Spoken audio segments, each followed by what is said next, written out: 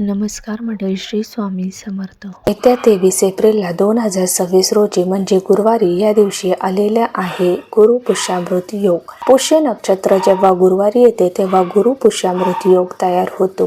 गुरु पुष्यामृत योग हा ज्योतिषशास्त्रात अत्यंत शुभ आणि लक्ष्मीकारक मानला जातो. या दिवशी केलेले उपाय आर्थिक प्रगती, धनवृद्धी, दारिद्र्य दूर करण्यासाठी विशेष फलदायी ठरतात. गुरु पुष्यामृत योगावर भगवान विष्णू आणि माता लक्ष्मीची एकत्रित पूजा करा. गुरु पुष्यामृत योग हा वारंवार जुळून येत नाही. हा योग सर्व कार्यांसाठी शुभ मानला जातो. या योगावर सोने खरेदी केले जाते. सोने खरेदी केले असता त्याची वृद्धी होते.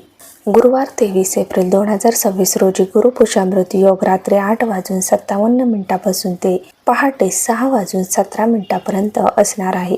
गुरु पुष्यामृत योगाचे फार महत्त्व आहे. या दिवशी हाती घेतलेल्या कामामध्ये यश मिळवायचे असल्यास आपल्या कुलदेवतेची मनोभावे पूजा करणे शुभ आणि फलदायक असते. गुरु पुष्यामृत योग लक्ष्मी देवीची विशेष पूजन केले जाते. या दिवशी केलेले लक्ष्मी पूजन अत्यंत शुभ आणि लाभदायक असते. या दिवशी नवीन वाहन, नवीन वस्तू, विशेष करून सोने, चांदी खरेदी केल्याने अत्यंत शुभ आणि लाभदायक मानले जाते. आपल्या शास्त्रामध्ये असे सांगितले आहे की गुरु पुष्यामृत योगावरती जर तुम्ही सोने खरेदी केले तर ते कधीही मोडण्याची किंवा विकण्याची वेळ आपल्यावर येत नाही. असा हा गुरु पुष्यामृत योग हा वर्षात 2 ते 3 वेळेला येत असतो. म्हणून हा अतिशय दुर्मिळ योग जो आहे तर तो मानला जातो. जर आपण या दिवशी कोणतेही महत्त्वाचे काम हाती घेतले तर त्या कामात आपल्याला यश मिळते आणि म्हणून या दिवशी अनेक जण आपले महत्त्वाचे काम जी आहे तर ती पूर्ण करतात आणि त्या कामामध्ये त्यांना यश देखील मिळते. तसेच या दिवशी अनेक जण नवीन घराची खरेदी करतात, गृहप्रवेश करतात. तसेच नवीन गाड्यांची सुद्धा खरेदी या दिवशी केली जाते. जमिनीची खरेदी केली जाते.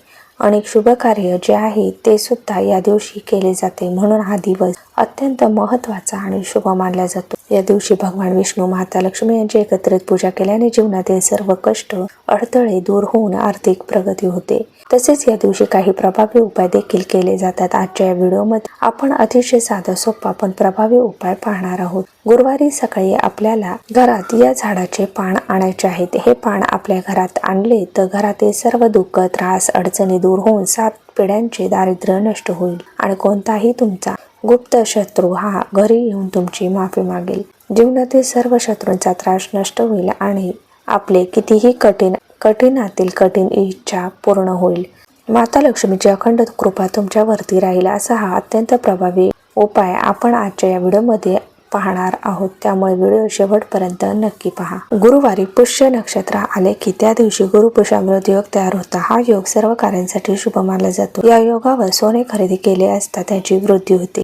तर हा उपाय आपल्या गुरुवार दिवशी करायचा आहे. गुरुवारी हा उपाय तुम्ही सकाळी 12 वाजण्या अगोदर करायचा आहे. 12 वाजल्यानंतर हा उपाय तुम्हाला करता येणार नाही. हा उपाय केल्याने तुमच्या मनातील कठीण इच्छा ही 100% पूर्ण होईल. प्रत्येक मनोकामना पूर्ण होईल. पहा, प्रत्येकाच्या मनात काही ना काही इच्छा असते.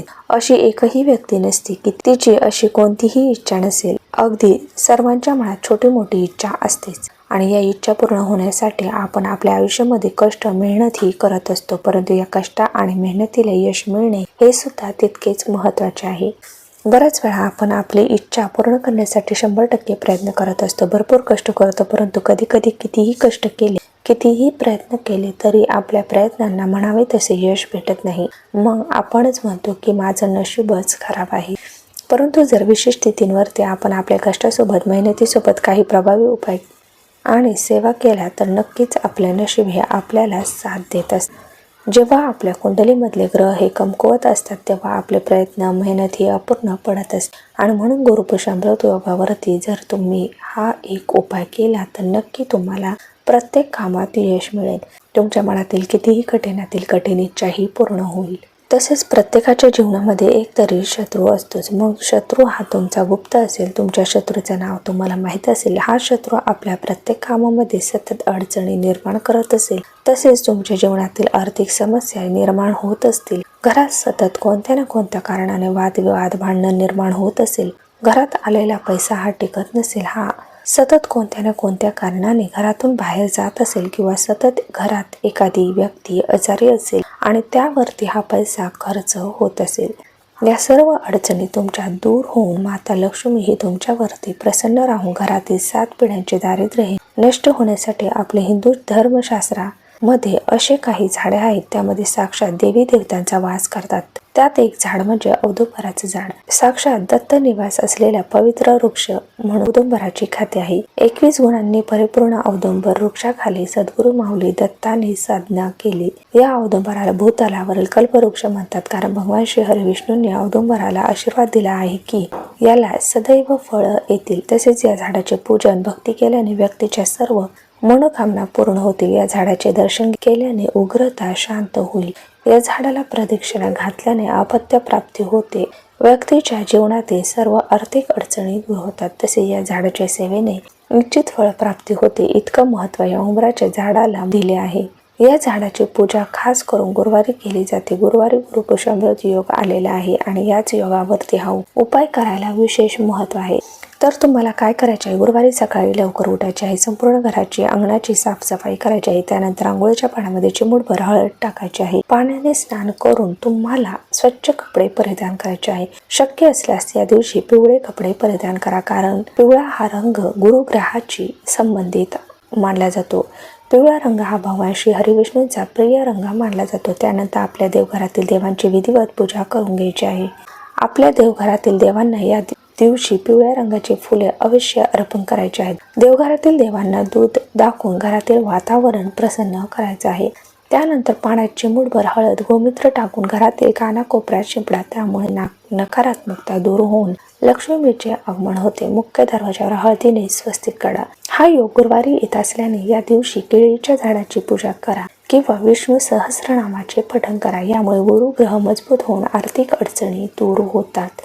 यानंतर लगेच तुम्हाला हा उपाय करायचा आहे. अशा प्रसन्न वातावरणात जेव्हा आपण काही उपाय करतो तेव्हा देवी देवता आपल्यावरती प्रसन्न होतात. आपल्याला निश्चितच फळप्राप्ती होत असते. सर्वप्रथम तुम्हाला तांब्याचा कलश शुद्ध पिण्याच्या पाण्याने भरून घ्यायचा आहे. त्यात तुम्हाला एक छोटा गुळाचा तुकडा आणि चमचाभर गाईचे कच्चे दूध, चिमूट हळद तुम्हाला टाकायचे आहे. यानंतर शुद्ध गाईच्या तुपाचा दिवा प्रज्वलित करून घ्यायचा आहे. 2 अगरबत्ती तुम्हाला घ्यायची आहे. सोबत हळद, कुंकू, 2 पिवळी फुले, अक्षता सुद्धा घ्यायची आहेत. या सर्व वस्तू तुम्हाला घेऊन जायच्या आहे उंबराच्या झाडाजवळ. तिथे गेल्यानंतर सर्वप्रथम तिथे दिवा प्रज्वलित करायचा आहे. अगरबत्ती लावायची आहे. यानंतर तांब्याच्या कलशातून आपण पाणी आणलं होतं ते तुम्हाला त्या वृक्षाला अर्पण करायचं आहे. हळद कुंकू लावून पिवळी फुले अर्पण करायची आहे. सोबत आपण ज्या तांदूळ नेले होते म्हणजे अक्षदा त्यांना हळद लावून त्यांना पिवळे करायचे आहे. त्या पिवळ्या अक्षदा तुम्हाला त्या उंबराच्या झाडाला अर्पण करायचे आहे. मनोभावे नमस्कार करायचा आहे. यानंतर 11 प्रदक्षिणा करायच्या आहे. दिगंबरा दिगंबरा श्रीपाद वल्लभ दिगंबरा हा मंत्र जप करत 11 प्रदक्षिणा करायच्या आहेत. दोन्ही हात जोडून तुम्हाला नमस्कार करायचा आहे. मनोमन तुम्हाला त्या झाडाला विनंती करायची आहे की हे भगवान, मी तुमच्या झाडाचे एक पान माझ्यासोबत घेऊन जात आहे, तरी मला आपली परवानगी द्यावी आणि हे पान तुम्ही कशासाठी नेत आहात हे सांगून मनोमन माफी मागून हे पान तुम्हाला तोडायचं आहे. घरी आल्यानंतर हे पान तुम्हाला स्वच्छ पाण्याने धुवायचं आहे. थोडंसं लाल कुंकू घ्यायचं आहे. त्या कुंकवामध्ये पाणी टाकायचं आहे. एक काडी घेऊन तुम्हाला त्या पानावरती श्री असे सर्वप्रथम लिहून नंतर अगदी 1 ते 2 शब्दामध्ये तुमची इच्छा लिहायची आहे. जसे की नोकरी प्राप्ती, धनप्राप्ती, मुलांची प्रगती होण्यासाठी, संतती प्राप्ती, शत्रू त्रास दूर होण्यासाठी, कुटुंबाची प्रगती होण्यासाठी जी काही तुमची इच्छा असेल त्या पानावरती तुम्हाला लिहायची आहे. यानंतर तुम्हाला काय करायचं आहे, थोडेसे मूठभर तांदूळ एका प्लेटमध्ये घ्यायचे आहे. त्या प्लेटमध्ये तुम्हाला त्या तांदूळवरती हे जे पान आहे तर ते ठेवायचे आहे. त्यानंतर त्या पानाला आपल्याला हळद कुंकू अक्षदा वाहून धूप अगरबत्ती ओळून घ्यायची आहे आणि त्यानंतर दोन्ही हात जोडून मनोभावे भगवान विष्णू आणि माता लक्ष्मी तुमची इच्छा पूर्ण होण्यासाठी प्रार्थना करायची आहे. आणि त्यानंतर तुम्हाला तिथेच बसून 1 वेळा श्री सुक्तम पठण करायचे आहे. महालक्ष्मी अष्टकम 1 वेळा पठण करायचे आहे. कणकधारा स्तोत्र 1 वेळा पठण करायचे आहे. संपूर्ण दिवसभर हे पान तिथे तुम्हाला ठेवायचे आहे. सायंकाळी तुम्हाला 4 नंतर तुम्हाला काय करायचं आहे, एक लाल रंगाचा मौली धागा घ्यायचा आहे. जे आपण औदुंबराचे पान आणलं होतं त्या पानावरती आपल्याला त्या प्लेटमधील 21 तांदूळ ठेवायचे आहे. ते पान आपल्याला त्या लाल पिवळ्या मौली धाग्याने घट्ट बांधायचं आहे. किंवा जर मुली धाग्याने तुम्हाला बांधणं शक्य नसेल, त्यामध्ये तुम्हाला हे पान बांधणं शक्य नसेल तर तुम्ही लाल रंगाचा छोटा कपडा घेऊन त्यामध्ये तुम्हाला हे पान ठेवून त्यावरती 21 तांदूळ ठेवून त्याची पोटली बांधायची आहे. यानंतर तुम्हाला ही पोटली घेऊन त्या औदुंबराच्या वृक्षाजवळ तुम्हाला जायचं आहे. त्या झाडाच्या एखाद्या झाड फांदीला ही पोटली आहे तर ती तुम्हाला बांधून घ्यायची आहे. जेव्हा तुम्ही ही पोटली बांधत आहे त्या तुमची मनोमन इच्छा तुम्हाला व्यक्त करायची आहे. तर असा एक अत्यंत प्रभावी उपाय गुरुपुष्यामृत योगावर तुम्हाला नक्की करायचा आहे. हा उपाय केल्याने तुमच्या मनातील प्रत्येक इच्छा ही पूर्ण होईल. त्याचबरोबर या गुरुपुष्यामृत योगावरती तुम्हाला एक चांदीचा उपाय करायचा आहे. या दिवशी चांदीचा एक लहान चौकोन तुकडा खरेदी करून आणा. त्या तुकड्याची लक्ष्मी मातेच्या चरणाजवळ पूजा करा. तो तुकडा तुमच्या तिजोरीत पाकिटात ठेवा. यामुळे घरात गरिबी दूर होते, लक्ष्मीचा वास राहतो. गुरुपुष्यामृत योगावर गरजू व्यक्तींना किंवा मंदिरात हळद, पिवळी वस्त्रे, चणा डाळ, अन्नाचे दान करा. श्री स्वामी समर्थांची कृपा मिळवण्यासाठी 11 माळी जप करावा किंवा श्री स्वामी चरित्र चारामृत पोथीचे वाचन करावे. या दिवशी केलेल्या सेवेने आणि उपायांनी घरात सुख, समृद्धी, आर्थिक स्थैर्य येते. तर आजच्या या व्हिडिओमध्ये गुरुपुष्यामृत योगावरती करावयाचे अत्यंत प्रभावी असा एक औदुंबराच्या पानाचा उपाय, त्याचबरोबर अगदी छोटे छोटे उपाय देखील आपल्या आर्थिक प्रगतीसाठी आणि इच्छा मनोकामना पूर्ण होण्यासाठी हे उपाय नक्की करून पहा. जर तुम्हाला ही माहिती उपयुक्त वाटली असेल तर व्हिडिओला एक लाईक नक्की करा. धन्यवाद.